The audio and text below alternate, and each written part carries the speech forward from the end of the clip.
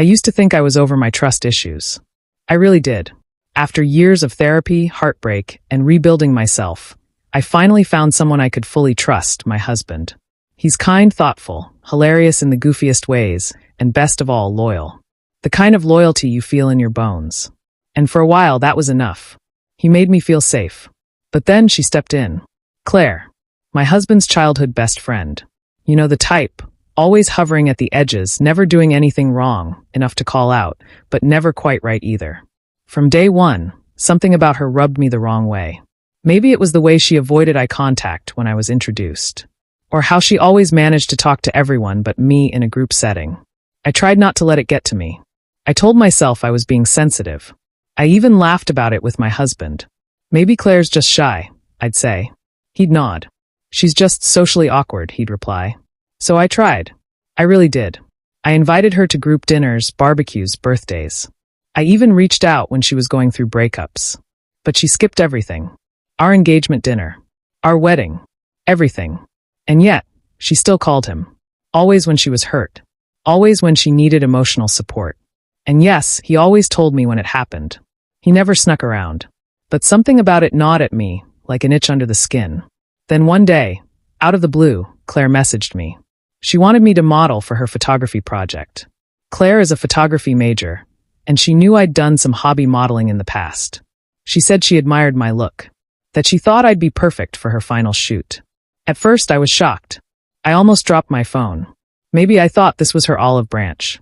Maybe she was trying to connect. Naively, I said yes. My husband offered to come along. He hadn't seen Claire in a while, and he figured it would be fun to catch up afterward. I was nervous but cautiously optimistic. Maybe this would be the day things changed. I had no idea what I was walking into. When we pulled up to her house, I was surprised. I knew Claire's family was well off, but this place looked like a boutique gallery. Lights, backdrops, cameras, it was all very polished. But the real surprise? Her entire family was there. Her mom, her sister, even a couple of cousins lounging around with drinks in hand. I remember thinking, this is supposed to be a student project, right? The moment I walked in, I felt the shift. The air was thick with something. Not tension exactly. More like performance. Everyone was watching me just a little too closely. Smiling just a little too tightly. Claire's mom greeted me first, arms wide, too sweet. She looked right at my husband and said, "So good to see our son-in-law again." I laughed awkwardly. Maybe she meant it as a joke. But then Claire's sister chimed in. "Yeah, it's been way too long. We always said you'd end up in this house someday." Wait. What? More comments followed. Snide little things. "Remember prom? Claire looked so good on his arm. We thought you'd be our son-in-law, but I guess life takes detours." Claire used to say she'd walk down the aisle with him. I stood there, smiling through my teeth, trying to keep it together while posing for the camera like some kind of pageant puppet. Claire? She just kept snapping photos like nothing was happening. No jokes, no deflections. Just click. Click. Smile. Click again. My husband stayed close. I could tell he was uncomfortable. He kept fidgeting, clearing his throat, shifting his weight from foot to foot. But he didn't say a word. Not to Claire. Not to her family. Nothing. I kept thinking, say something. Please. Just one word to cut through this. But nothing came. I lasted an hour. 60 minutes of forced smiles and silent humiliation. Then we left. In the car, silence. Eventually, he said, "That was weird, right?" I nodded. But inside, I was screaming. Because yes, it was weird. It was cruel. And most of all, it was calculated. Claire didn't invite me to bond. She invited me to prove a point. She brought me into her territory, surrounded herself with people who would say the things she couldn't, and used a fake photo shoot to stage her little fantasy. Her real art project wasn't photography, it was erasure. She wanted to erase me, replace me, show me where she thought I stood. And my husband just let it happen. That was the part that broke something in me. He didn't defend me. He didn't shut it down. He just watched. Passive. Quiet. Fidgeting. Later that night, I sat alone in the kitchen, still wearing the clothes I'd posed in, and I realized something that made me sick to my stomach. I'd spent years trying to be the cool wife, the understanding wife, the secure, confident woman who doesn't get jealous of her husband's female best friend. And in doing so, I gave Claire a seat at our table. I let her hover on the edges of our marriage while I smiled and offered her a plate. Well, no more. That night, I didn't sleep. I lay next to my husband, staring at the ceiling, wondering if I had imagined the whole thing. Maybe I was overreacting. Maybe her mom's comments were just awkward nostalgia. Maybe Claire really was just socially weird. I started gaslighting myself like I had so many times before. But the sinking feeling in my chest wouldn't leave. Because deep down I knew. This wasn't about awkwardness. This wasn't about social cues. This was about control. Claire didn't need to scream or argue to make her point. She let her family do the dirty work while she stayed picture perfect behind the camera, orchestrating it all.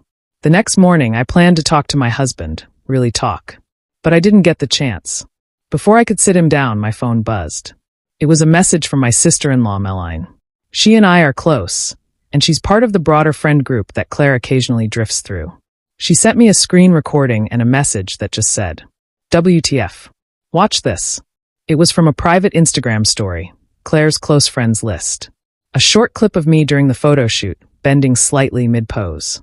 You could see Claire behind the camera, and in the background, clear as day, her sister saying, Claire should have been the one to marry him. I felt like I'd been punched in the stomach. There it was. Undeniable. On camera. Public. Not a misheard comment. Not a misunderstood glance. A full, disgusting admission of what that whole shoot had really been about. That did it. I waited for my husband to come home from work. The moment he walked in, I didn't say a word. I just handed him my phone and played the clip. He watched it once. Then again. His face changed. That quiet discomfort from the shoot turned into visible anger. His brows furrowed. His jaw tightened. He looked ashamed. I didn't wait. I laid it all out. Everything I'd been holding in for the past few years spilled out like water from a cracked dam. Every side comment. Every backhanded compliment. Every time Claire acted like I didn't exist. Every time I had to smile through it because I didn't want to start drama. I told him, I've been bending over backward, trying to be accepted by someone who doesn't even see me as a real person. And you stood by and let it happen. I'm not mad that Claire's obsessed with the idea of you. I'm mad that you've never once shut it down. I'm mad that I had to defend our marriage alone. He didn't argue. He didn't try to minimize it. He sat there quiet, taking it all in. And then he said something I hadn't heard before. You're right. I failed you. He took my phone again, scrolled through the messages, and asked, What do you need from me now? I looked him in the eye and said, I need to know if you're going to protect this marriage. Because if you can't stand up for us, if you can't stand up for me, then I'm not going to keep fighting alone. It's either me or her. This can't go on. He nodded. And that's when we called Claire. She answered immediately, chipper, like nothing had ever happened. Hey guys, she sang out. But the moment we mentioned the video, her tone shifted. Oh, come on, it was just a joke. Are you seriously mad over that? That's when my husband did what I had waited years for him to do. Claire, this isn't just about a joke.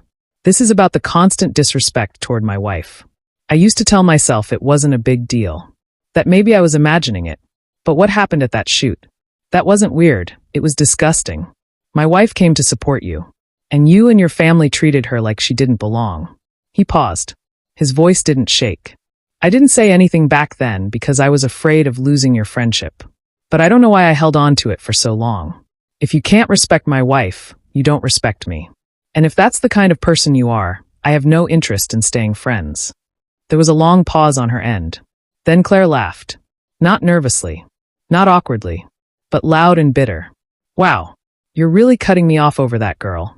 I wanted to scream, but my husband beat me to it. In his calm, clear voice. If choosing between you and my wife ever felt difficult, I wouldn't deserve her. That was it. We hung up. Blocked her. Blocked her entire family. And then we sat there in silence for a while. But this time, it was a good silence. A silence where everything unspoken finally felt heard.